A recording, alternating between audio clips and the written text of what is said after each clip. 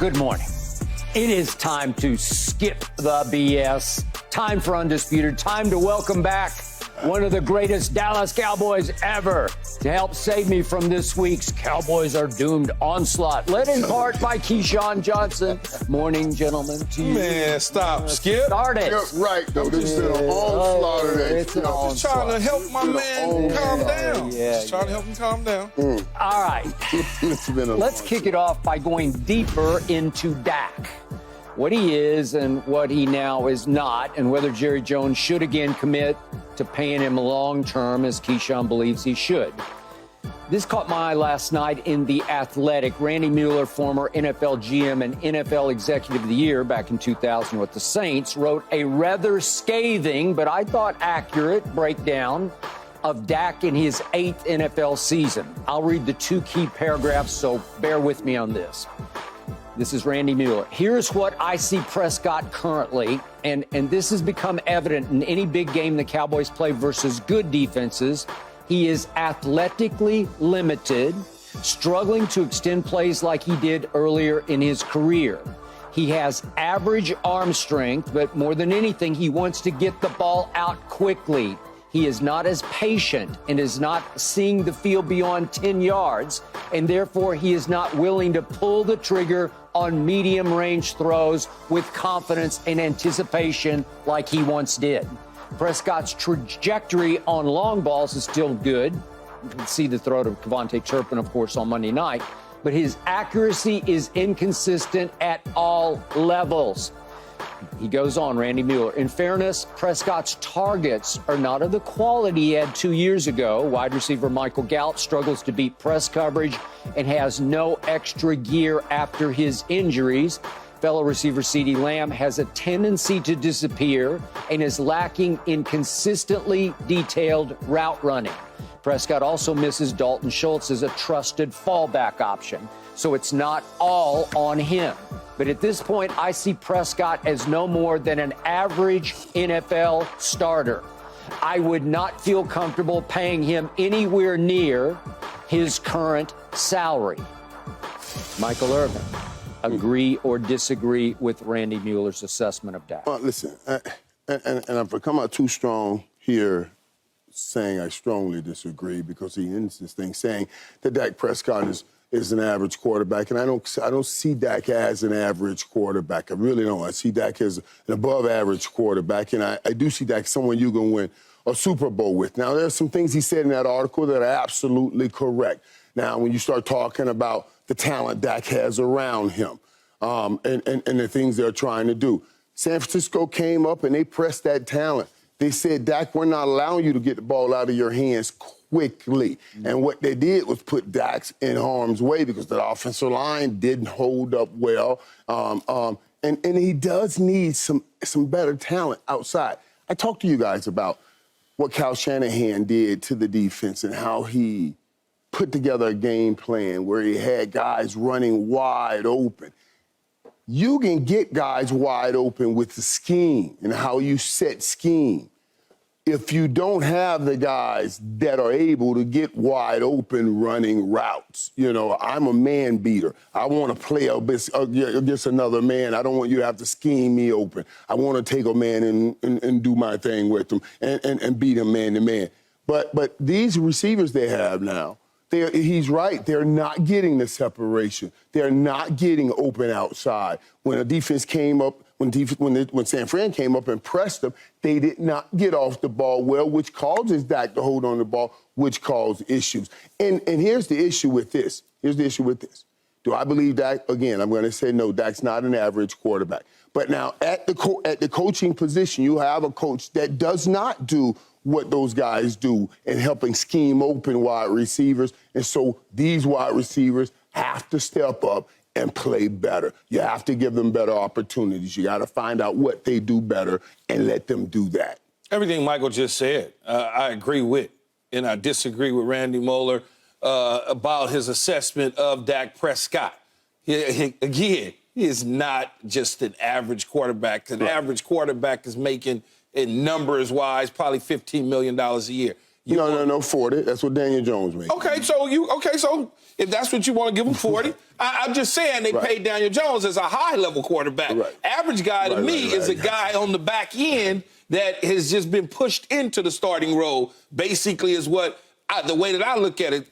Besides that, the Andy Daltons. Yeah, the Andy Daltons. So when you look at it, though, Skip, and you start to talk about the help that he needs on the perimeter side of things, Michael just spoke to that. But I'll dive deeper into the scheme, the schematic design of the plays. He talked about, Randy Miller said he can't see beyond 10 yards down the field. If you know anything about the West Coast style system, everything is 10 yards and shorter. Right. They don't push the ball down the field. Every now and then you can get a seam route with a tight end down the middle of the field. But for the most part, you're running dragons, which is slants and D goals. You're running bingles. You're running stick routes. Everything is dink and dunk, 5 yards, yak after with the receiver. See if they can catch it and extend it. So when you talk about pre-snap motion, which helps out a lot of teams with explosive offenses, right? Let's start with Miami, Skip. They're number one in the league in pre-snap motion. 263 plays. That's 85% of their plays. The team that just shellacked you and put 42 on you in Kyle Shanahan. Yep. They're number two at 259, 81%. Kansas City again. See that trend? Another West Coast style with Andy Reid and Patrick Mahomes. 72% of the time. The Rams and Sean McVay sit at 68% of the time. And this team in the NFC that everybody's now watching, the Detroit Lions, at 68% of the time. So they're designing stuff to get St. Brown, Amon-Ra open. They're designing stuff to get Cooper Kupp open, Tyreek Hill wide open. I mean, with movement. And Skip, you don't have to start in a certain position you end up in. You move from one side to the next. This isn't 1979 football. And I think Mike McCarthy, I'm not going to say he's stuck in that. I think he's just familiar with the success that he's had at doing some of the things that he's doing. And now you could start on the right and end up on the left and get everything that you want out of that play without starting on the left. You see what I'm saying? And that's what they have to do so that Dak Prescott could try to get you where you want to go, which is beating the Los Angeles Chargers, beating the Rams, beating the Philadelphia Eagles, to have a real opportunity at getting to the playoffs. Because as of right now, if they stay doing the same things they're doing offensively, you know, and the other thing he wants to mention also, when you get movement, you give these guys the free release. You get free release. They need this. You get free release, and you help the quarterback identify what the coverage is. But them dudes need some free release, and that's what they were talking about. You get up and start jamming these guys. They don't want that smoke. All right. I'm going to start with CeeDee Lamb because in this assessment, CeeDee Lamb takes a pretty good hit as disappearing and not a great route runner. I disagree with that, and I'm going to hark back to the playoff game last year at San Francisco in which CeeDee Lamb caught 11 balls for 143 yards. That ain't disappearing, and that has to have some route running involved. And last night on the internet, I saw a video, a tape that had been compiled of Sunday night's game in which, and you could do this probably for all of your games you guys played in your career, but I saw 6 or 8 instances, bam, bam, bam, bam, bam, on this video that had been compiled of CeeDee getting wide open and Dak not looking at him. Dak was going elsewhere or Dak was under fire. What do you say, Keyshawn, about every play you have to depend on 11 people because you have to depend on the play caller as well as 10 other people? And the truth is, it's like 22 people are involved because you have to depend on where all the other pieces are going, the chess pieces on the other side. You are playing a dependent position. How many times in you guys' career did you get open? Maybe you pushed off. I was always open. I know. Well, it's true. Now, CeeDee was playing some physical football because if you go back and look at the video of his escapes on Sunday night, he was banging up against the corners and knocking them off the coverage the way you guys lived doing. It's how you made your money. It's how you made your life in the NFL, playing physical football as bigger receivers. Well, he was doing that oftentimes in what I saw, and the ball was not coming his way. All right, now back to Dak. Is he an average NFL quarterback? No, he's above average. I'm going to give you above. Here's what he is.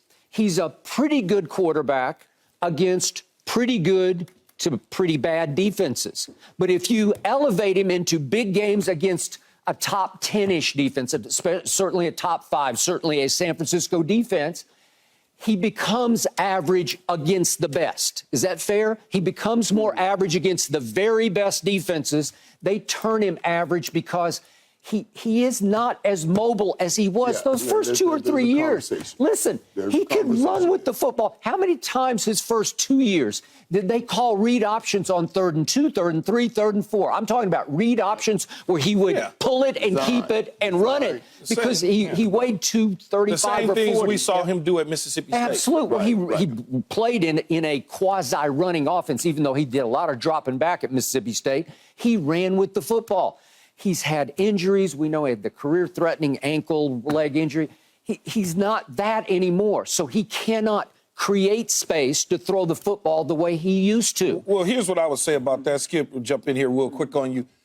It's not that he can't do it. What happens with quarterbacks in this style, they tend to get away from that as they get older in the league because so many people are telling them they have to throw from the pocket. They have to do certain things. So they don't want to do it. That happens if you go back and you look at Dak Prescott and you look at the style and you look at those quarterbacks, they tend to get away from that as they get longer in the league. And there are times I'm watching a game and I say, Dak, run. You should just run take off. You should run. Now, I don't see what I don't see is what Skip's talking about also. I don't see designs run to just make the defense think. No, let's just make them think. And they did do those early on. They did. I'm not blaming Dak. I'm trying to explain him. I understand when you break your leg the way he broke his leg. Remember now, it's not that he saw what he was running towards. That was somebody came from behind, kind of horse column, and then. But it's actually front. Logan Ryan just yanked him from the front, but it shocked him, and it. But he swept his body swept around and then swept his leg out. So now sometimes you worry about what you don't see when you have that kind of an injury. So I understand him not running as much, but they gotta put the threat of it in there, or you. It's not necessarily you're running all the time. Just being able to try to move around and buy your guys some time who can't beat press coverage so easily. That's where now when you start putting both of those things together, then you get disaster. Because I can't get off the ball, nor can I buy more time in the back if I'm the quarterback. Then you get the disaster like you saw in San Francisco. So, Michael, I'm going to go one level deeper here. I'm going to go to our man, Deion Sanders. I was watching live the postgame the other night from Arizona State. I brought this up to Keyshawn earlier this week, and I wanted to bounce it off you. Michael gave a great postgame soliloquy, a speech about how sick and tired he was of watching his team underachieve because he thinks his team is better than it's been playing football. It went to the wire to have to beat an Arizona State team that's not very good. And because of that, Deion went into his life and times, and he says, I don't do mediocrity. I don't do it in my personal life, my private life. I don't do mediocre, and I can't live with mediocre. That's how I view the Dallas Cowboys as America's team and now America's tease, but I view them as a cut above. They're the most valuable franchise in the world, not in the NFL, in the whole world. They routinely create the biggest TV ratings. I don't want to be mired in mediocrity with a Dak Prescott who's just pretty good, because at this stage and age, he's just pretty good for the most part. Can you kind of muddle through? Yeah, you can kind of muddle through, but you have to depend on your defense to pick him up and carry him and initiate takeaways that give him the field position to cash in ways that he can't on longer drives, even though right now they're fourth in the league in time of possession, which is pretty good, but they're 30th in red zone efficiency, and they've fallen all the way to 15th in offensive points scored. So something is missing in this equation, and you can lay it on everybody else around him. You can even say the other night, the offensive line, which I thought was going to be a top 5 offensive line, It didn't play top 5 football the other night, and I don't know why. That was the first time together. It was their first whole But it was their time first, together. yeah. But you would think that's a good line thing, play right? takes times to come together. But when you got that kind of talent at the offensive line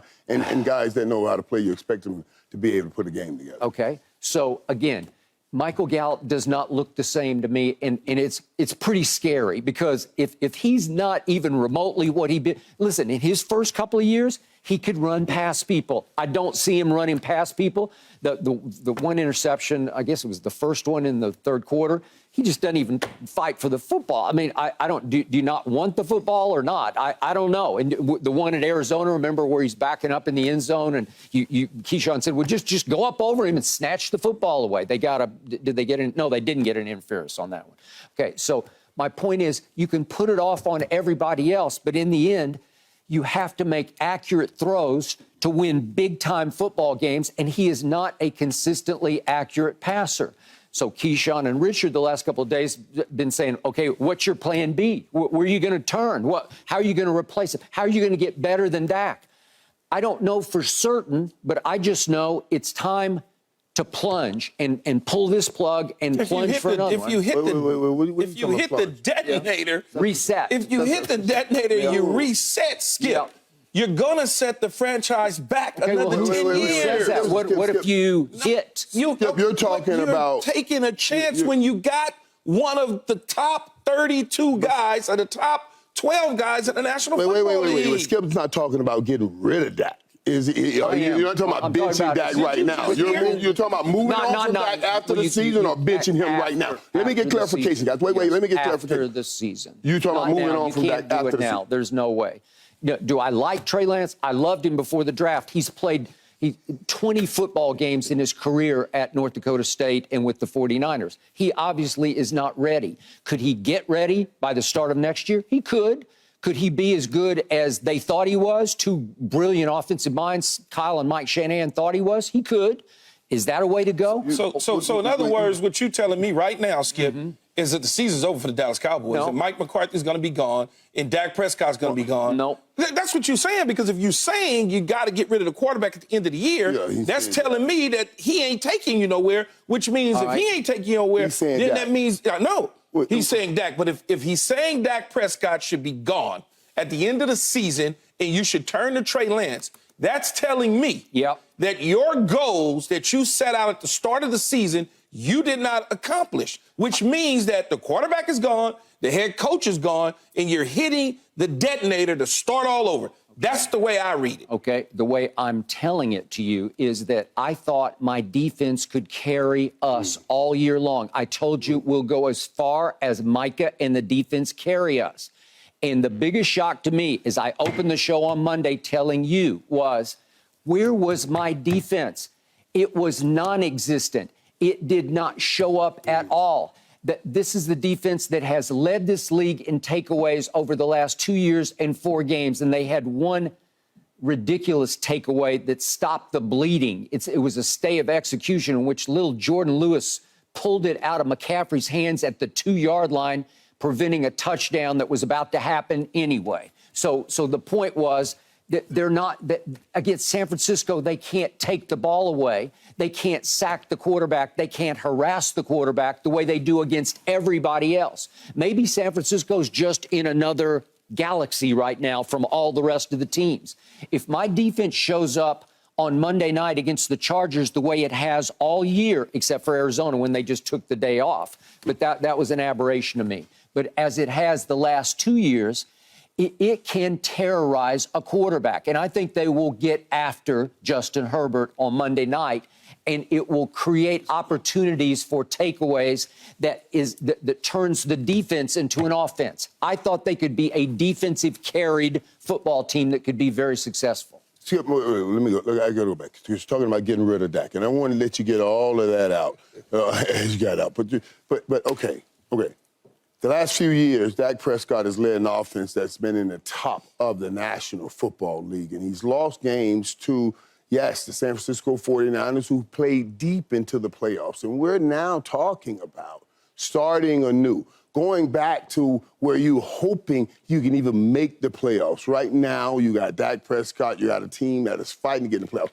You're talking about getting Dak. Well, before I talk about getting rid of Dak Prescott, I'm going to go try to find me another offensive coordinator who can scheme open some of the talent that I have. You see what I'm saying? Because it's so much more difficult to find a quarterback in the National Football League than to go and try to find you an offensive coordinator off of that Kyle Shanahan tree who is going to put movement on to help some of these guys get open. You're talking about starting back over in the trash can. We're not in the trash can, even though right now we're feeling like trash because you just took that whooping. But I am not ready to start back over in the trash can, looking for wins, going 4-12 or 4-15, whatever, 4-13, going through those kinds of seasons. No, I'm not ready to do that. You ain't in the trash can? I just got to find some way to help this talent that they have get open. I need Mike McCarthy to strap up his boots and start putting movement in the offense and find ways to help these receivers get open. I need Dak Prescott to strap up his boots and find ways to get more hidden yards out of the run game. I don't need him running into people, but I need him finding those hidden yards, and this offense will get back on track. I don't understand what we're talking about. Every time he goes up against a great defense make teams look bad. That's what great defenses do. I'm not getting rid of the quarterback. Your Cowboy colleague said that, not me. Yeah, I'm not getting rid of the quarterback. You're the one saying I'm not going back to it. I lived that one in 15, 3-13. See, I lived those seasons. We shall never go back to those again. You don't hit the reset So, Michael, button. You are happy to settle for pretty good? No. I want us to keep reaching for the top, keep reaching for the best, but we got to find a combination that puts us there. Yeah. We got to find that combination and starting all over at quarterback. Listen, if you still had some help outside, these games could be different.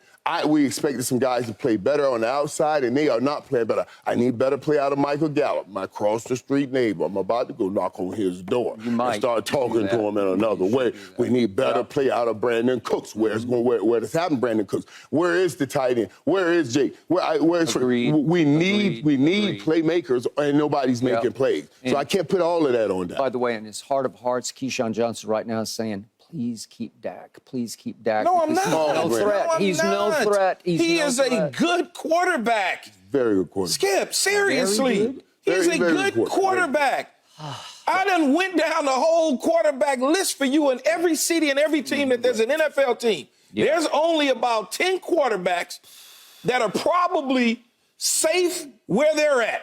There's only probably 10 of them. And that's it. You guys are acting like Dak Prescott is at the bottom of the barrel, man. Nope. That's unbelievable. These are the Dallas Cowboys. I tell you what.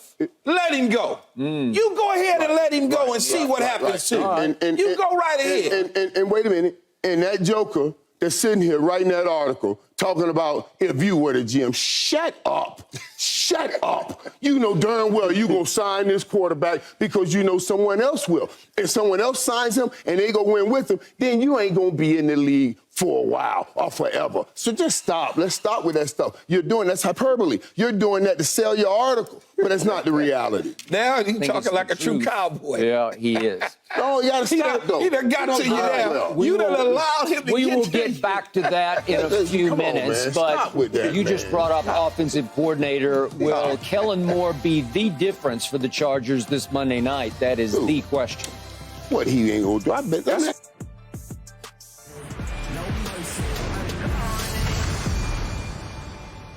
Thanks for watching, Undisputed fans. Do you want more highlights from the show? Make sure to click that subscribe button for all the exclusive content from Undisputed.